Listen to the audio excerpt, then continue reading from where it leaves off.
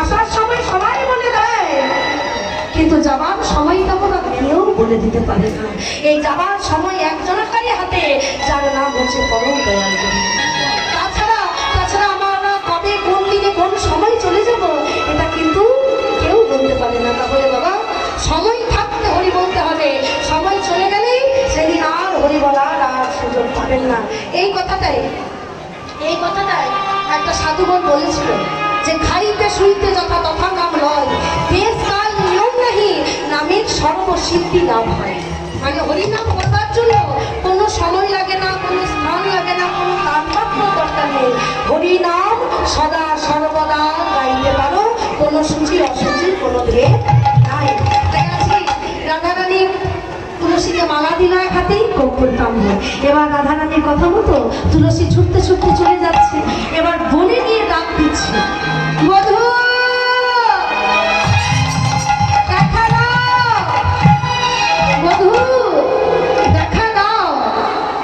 গোবিন্দ মনে মনে ভাবছে, তুলসী তুমি তো এলেই এইমাত্র, আর এখনই যদি দেখা দাও বলো, তুমি কি জানো না যে নিজেকে যতক্ষণ গোবিন্দ নামে সমর্পিত করে দেওয়া না হয় ততক্ষণ গোবিন্দ কাউকে সাড়া দেয় না। গোবিন্দকে ডাকতে গেলে, গোবিন্দের সাড়া পেতে গেলে নিজেকে সমর্পিত করে দিতে হবে গোবিন্দ চমৎকার। কিন্তু কি করে সমর্পিত করবো বলুন? আসলে বাবা, আপনারা তো অনেক বয়স্ক ভক্তরা বসে আছেন, আপনাদেরকে দেখেই কথাটা আমি বলছি। আসলে আগেকার দিনে মানুষ নামের মাহাত্ম্য বুঝতো, কিন্তু এখন কলিকালের মানুষ নামটাকে এমন ব্যবহার করছে যে মানুষ নামটাকে ছেড়ে ফেলা ভাবে। কীর্তন শুনতে আসবে, ঘরে কোনোদিন মালা জপ করে না, আর কীর্তন শুনতে আসবে বলে তিলক করে সুন্দর মালা জপটা হাতে করে আনি। যে পাঁচটা লোক দেখুক যে আমি মালা জপ করি, পাঁচটা লোককে তো দেখাতে হবে যে আমি তিলক করি, মালা করি। সারা জীবন চায়ের দোকানে বিড়ি খাই, আর আসলে বসে ওই ভক্ত জানেই একটা কর্ম করছে বেশি। এমন অনেক মানুষ, আমার পরিবারে এমন অনেক মানুষ আছে না, যারা সারাদিন মালা জপ করে না, টিভিতে সিরিয়াল হয় তখন মালা জপটা নিয়ে বসে, বলে এই হলো সুযোগ, টিভি সিরিয়াল দেখাতে মালা জপ একে না মেরে দেওয়া গেল, এ আবার দুটো বিয়ে করলো কেন? দেখা দেখে এটা কি ভালো? মানে মালা জপ করছে আর বলছে এই কথা যে রাস্তায় চলছে, দিদি কেমন আছো, দাদা কেমন আছো, আর মালা জপ করছে। এইভাবে মালা জপ করলে গোবিন্দ পাওয়া যায়? এইভাবে মালা জপ করলে গোবিন্দ পাবে? শুনে রাখুন, আপন ভজন কথা না কহিবি যথা তথা, তবেই পাবি অমূল্য রতন, ওরে খাপা রাধা গোবিন্দের চরণ। আপনার ভজনের কথা যদি আপনি পাঁচজনকে বলে দেন, আপনি একাদশী করেন, আপনি মালা জপ করেন, এটা যদি পাঁচজন জেনে দেয় তাহলে ভজন আর ভজন থাকবে না। যদি ভালোবাসতে হয় তাহলে গোপন ভাবে ভালোবাসতে হবে, কারণ ভগবান আমার গোপন ভালোবাসা খুব ভালোবাসে। আপনারা জানেন, যিনি কৃষ্ণকে সব থেকে যিনি বেশি ভালোবাসতেন, সব থেকে যাকে কৃষ্ণকে সব থেকে যিনি বেশি ভালোবাসত, সেটা হচ্ছে পঞ্চপাণ্ডবের স্ত্রী, যার নাম হচ্ছে দ্রৌপদী। আপনারা জানেন যে অক্ষয় তৃতীয়ার দিন সূর্যদেব রাজা যুধিষ্ঠির হাতে একটা অক্ষয় পাত্র দিয়েছিল। শেষমেশ ওই অক্ষয় পাত্রটা দ্রৌপদীর হাতে এসেছিল। ওই অক্ষয় পাত্রের নিয়ম ছিল যে দ্রৌপদী যতক্ষণ না নিজের না সেবা হচ্ছে ততক্ষণ দ্রৌপদীর কাছে ওই একটু অক্ষয় পাত্রে দ্রৌপদী যতক্ষণ না নিজের না সেবা নিচ্ছে ততক্ষণ যদি হাজার হাজার লাখ লাখ ভক্ত দ্রৌপদীর কাছে আছে, দ্রৌপদীর সেবা দিতে পারবে।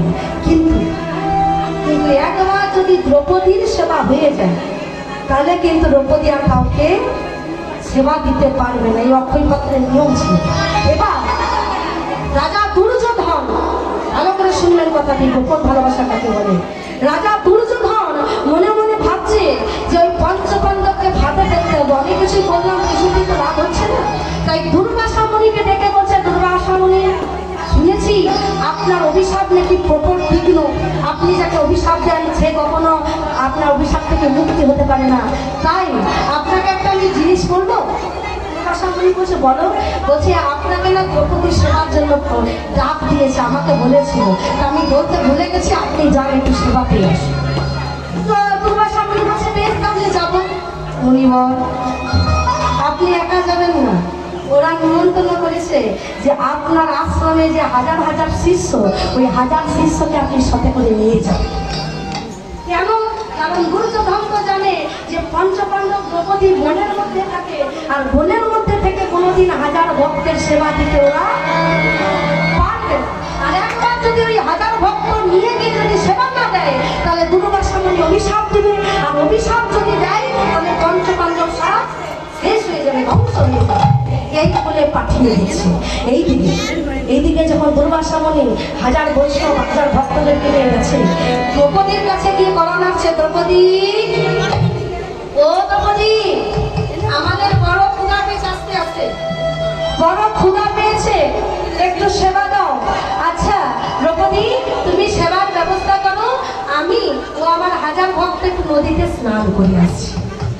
এই কথা শুনে পঞ্চপাণ্ডবের মাথায় হাত। দ্রৌপদী, আজ মনে হয় আমাদের জীবনে কাল নেমে এসেছে। বলছে কেন? বলছে একবার যদি আমরা দুর্বাসা মুনিকে সেবা দিতে না পারি, তাহলে দুর্বাসা মুনির অভিশাপ থেকে আমরা কিন্তু উদ্ধার হতে পারবো না, আমরা ধ্বংস হয়ে যাব।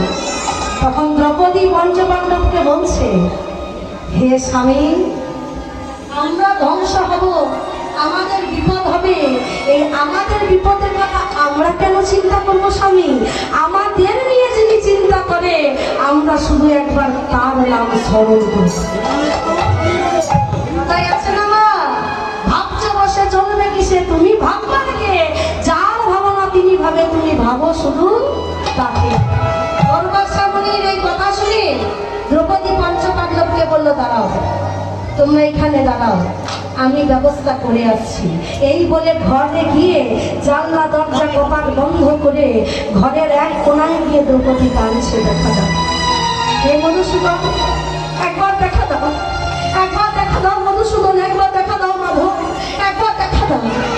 যেই না দ্রৌপদী মাধবকে দেখেছে, অমনি অমনি ভগবান কৃষ্ণ তাড়াতাড়ি করে ওই অন্ধকার ঘরে দ্রৌপদীর কাছে এসে বলে, দ্রৌপদী, ও পাঞ্চালী, আপনারা জানেন যে কৃষ্ণ দ্রৌপদীকে পাঞ্চালী বলে ডাকত, পাঞ্চালী, আর দ্রৌপদী কৃষ্ণকে মাধব বলে ডাকত।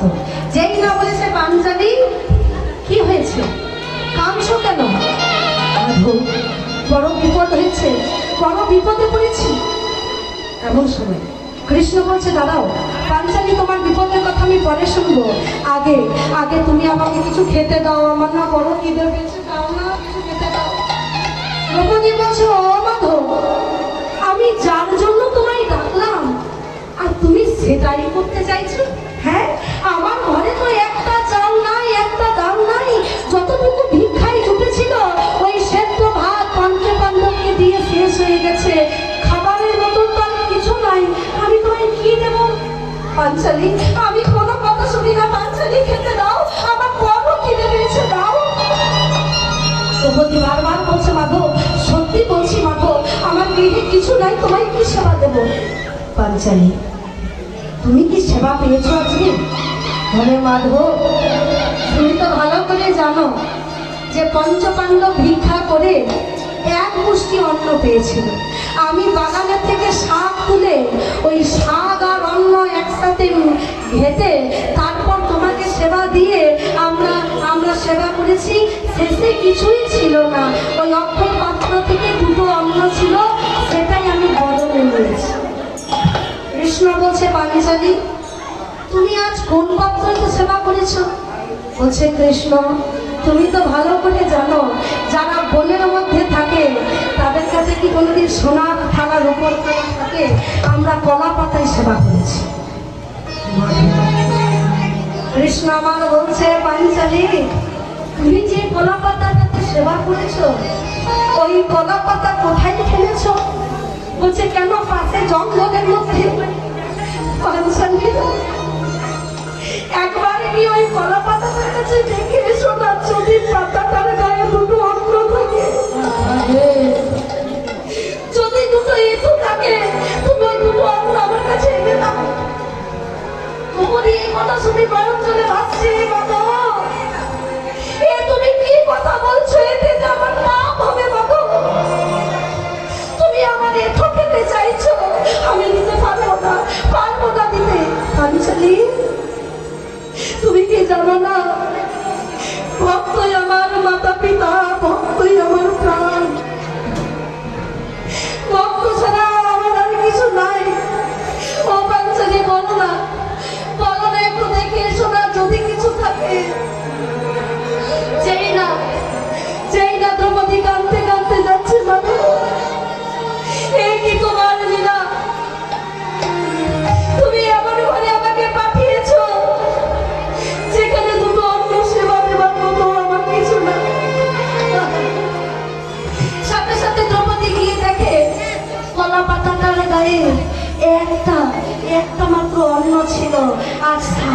সেই একটা অন্য নখের ডগায়, মানে একটা পুরোটাও নয়, আমার নখের ডগায় এনে কৃষ্ণের কাছে গিয়ে বলে, মাধব এইটুকু পেয়েছি না। কৃষ্ণ তাড়াতাড়ি করে দ্রৌপদীর হাতটা ধরল।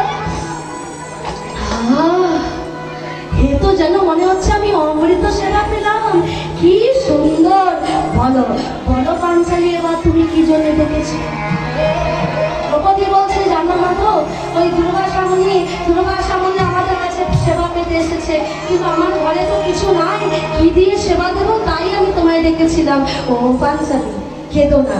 এই ভীম, ভীম, ভীম। ভীম এসে বলছে, সখা কি ব্যাপার? বলছে, ভীম যাও এক্ষুনি দুর্গাসামনিকে ডেকে নিয়ে এসো, আর বলো তাদের ব্যবস্থা, তাদের খাবারের ব্যবস্থা দ্রৌপদী করে ফেলেছে। আর আপনারাই বলুন, ধর্মপুত্র পঞ্চপাণ্ডব, তারা ধর্মপুত্র, তা যারা ধর্মপুত্র হয়, ধর্ম কথা বলে, তারা কি মিথ্যা কথা বলতে পারে? যারা ধর্ম আশ্রয় করে তারা জীবনে কোনোদিন মিথ্যা কথা বলে না বাবা। এবার ভীম বলছে, এ কি সখা, আমাদের ঘরে একটা চাল নাই, আমরা কি করে বলবো যে হাজার ভক্তের সেবা দেওয়া হয়ে গেছে, সেবার ব্যবস্থা হয়ে গেছে? বলছে, ভীম তোমাকে ডাকতে বলেছি, তোমরা দেখে এসো, তুমি একবার যাও তো, তারপরে দেখো কি হয়। এবার যেই না ভীম দুর্বাসা মনির কাছে গিয়ে নদীর ঘাটে গেছে, দেখছে হাজারো ভক্ত নদীর বালির মধ্যে ঘুমিয়ে আছে। হ্যাঁ, এবার গিয়ে বলছে, দুর্বাসামণি, মানে যারা দেখবেন মিথ্যা কথা বলে না, তারা মিথ্যা কথা বলতে গেলে মুখে আটকে যায়। দুর্বাসামণি, আমাদের না সেবার ব্যবস্থা দ্রৌপদী করে ফেলেছে। যেই না বলেছে করে ফেলেছে সেবার ব্যবস্থা, এমন সময় দুর্বাসামণি ওই ভীমের হাত দুটোকে ধরেছে। ভীম, আমাদের অন্যায় হয়ে গেছে, জানো ভীম, যখন তোমাদের দিকে গেছিলাম তখন আমাদের খুব ক্ষুধা পেয়েছিল, কিন্তু জানো ভীম, এই কিছুক্ষণ আগে আমাদের উদর, আমাদের পেট এমন একটা ভরে উঠেছে যে আমাদের আর খাবার খাওয়ার কোনো আশাই নাই। কিছুক্ষণ আগে ক্ষুধা পেয়েছিল, কিন্তু এই কিছুক্ষণ পরে আমার এবং আমার এই 1000 বৈষ্ণব, তারা বলছে তাদের যেন উদর পরিপূর্ণ হয়েছে, তাতে আর সেবা পাবে না। তা আমি জানি ভীম, দ্রৌপদী হয়তো অনেক কিছু রান্না করেছে আমাদের জন্য, তুমি বাড়ি যাও। ভীম হাঁটতে হাঁটতে আসছে, আর মনে মনে ভাবছে এটা কি করে সম্ভব, যাদের এক্ষুনি খিদে পেয়েছিল তাদের আমার পেট ভরল কি করে? ও, এই অসম্ভবকে সম্ভব করতে পারে একজন, যার নাম হচ্ছে কৃষ্ণ। ভীম ছুটে গিয়ে কৃষ্ণের চরণ ধরে বলে, সখা নিশ্চয়ই এটা তোমারই লীলা, যারা কিছুক্ষণ আগে ক্ষুধার্ত ছিল তারা পেট ভরল কি করে? কৃষ্ণ বলছে, জানো ভীম, আমি দ্রৌপদীর কাছে একটা অন্ন সেবা করেছিলাম, আর জানো আমি ওই একটা অন্ন যখন আমি নিজে সেবা করেছিলাম, দ্রৌপদী তুমি দেখেছিলে, একটা অন্ন সেবা করার পর আমি ঢেক তুলেছিলাম। জানো দ্রৌপদী, তোমার ওই একটা অন্ন সেবা করার পর আমি যখন ঢেক তুলেছিলাম, আমার ওই একটা ঢেকে আমি ওই 1000 ভক্তের উদর পরিপূর্ণ করে দিয়েছি।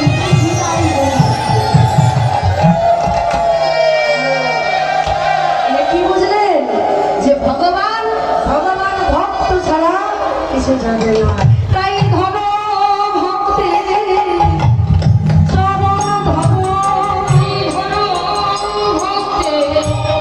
চরণ,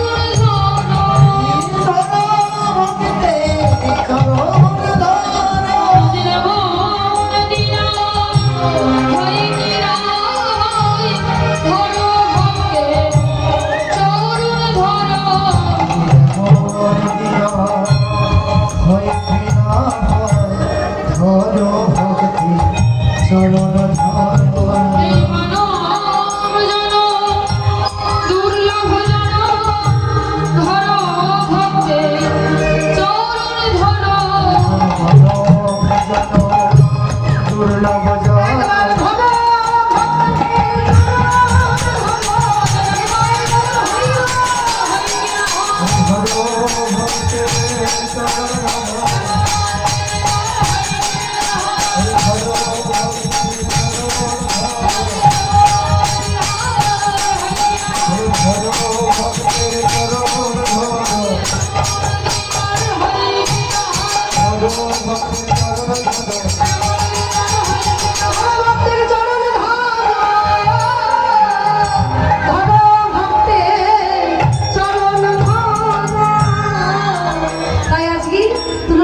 দিচ্ছে।